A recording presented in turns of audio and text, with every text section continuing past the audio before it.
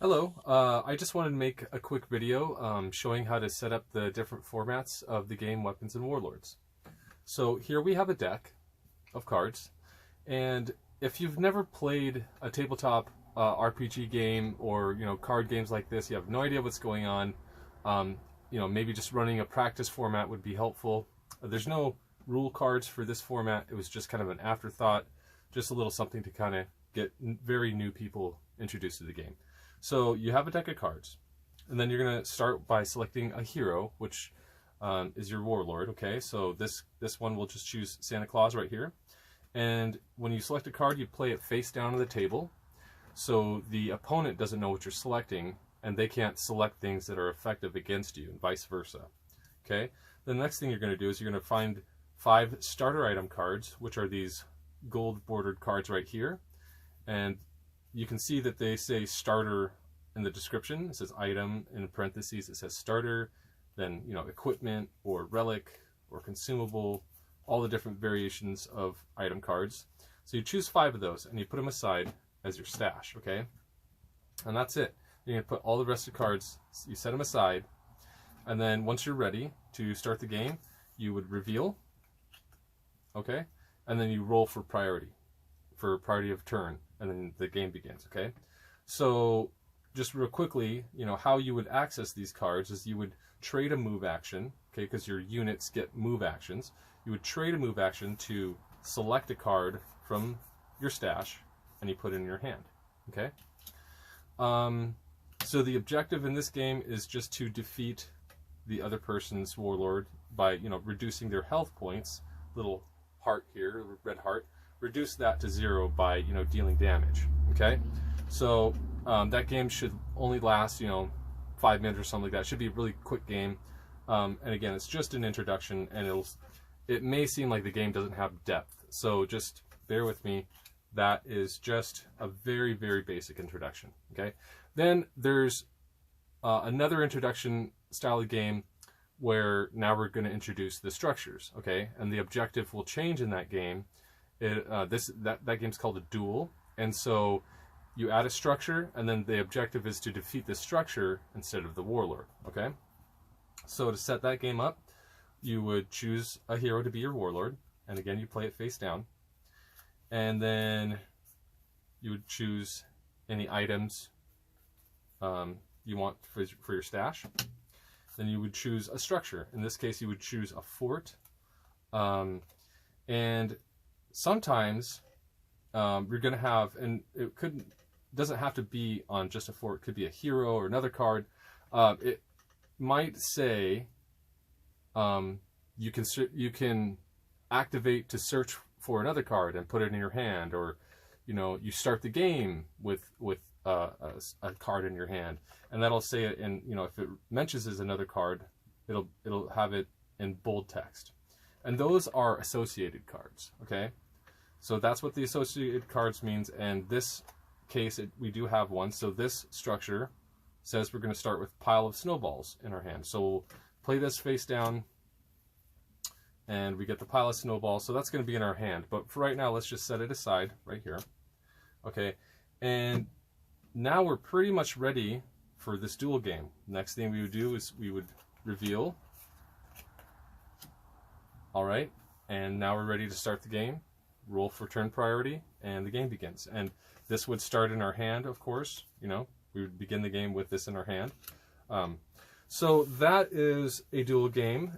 And again, the objective is now to defeat the structure, the fort. And so it's still an introduction game. You're still not playing with the deck of cards. You're still not playing with, you don't start with a whole hand of cards. So let's play the next version up, which is the standard game. It's called Battle. So in the battle format,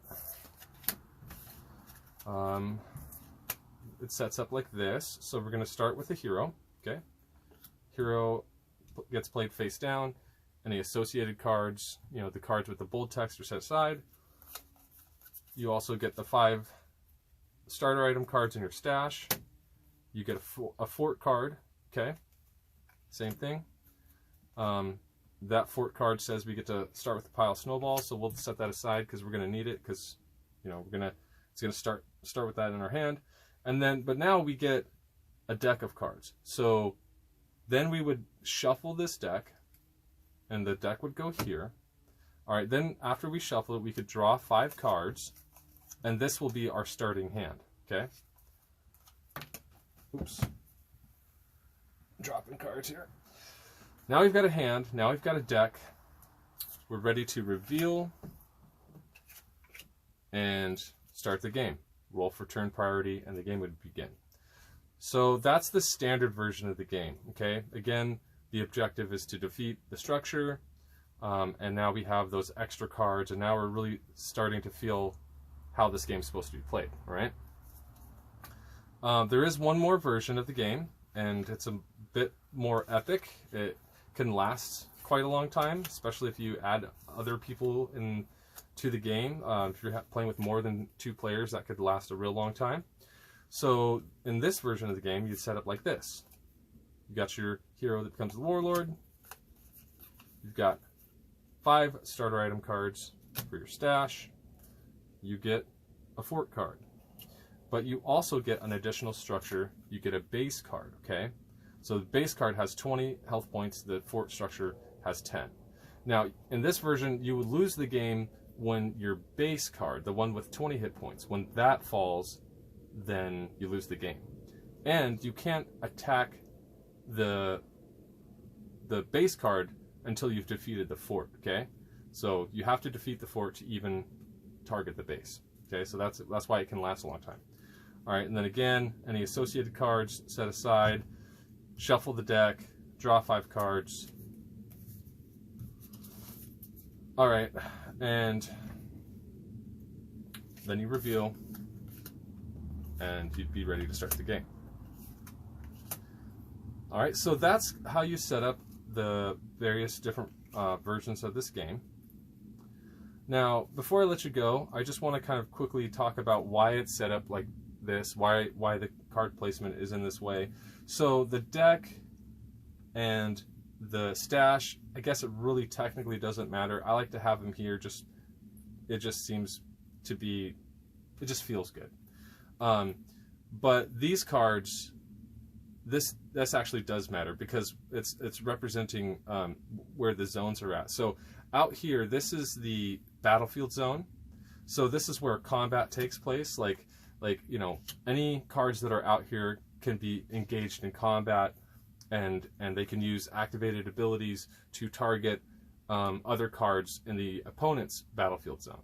But cards that are back here, which is where your warlord will start at the beginning of the game, this is the base zone. So you could think of it like you're inside the base, so you can't be targeted, right? You can't be targeted by anything that's outside of the base zone. Like let's say, but let's say you had another card. Let's just pretend this guy had a heal ability. All right, so you would activate and you would heal a minion or hero. Okay, if this would work in that case, that's fine. But if Santa Claus wanted to get healed by this card and Santa was out on the battlefield zone, that wouldn't work, because what's inside the base zone can only target things inside the base zone. Okay, and so you'd have to be, both cards would have to be out in the battlefield for that heal to be a valid target, or both in the base zone, like that. Okay, so that just kind of explains why, you know, why that part is, why these cards are laid out in the way they are. Here's the battlefield zone, here's the base zone. Okay, yeah, and there's going to be more videos about how to play the game and actual games being played in the future. But for right now, thanks for tuning in, and we'll see you in those videos.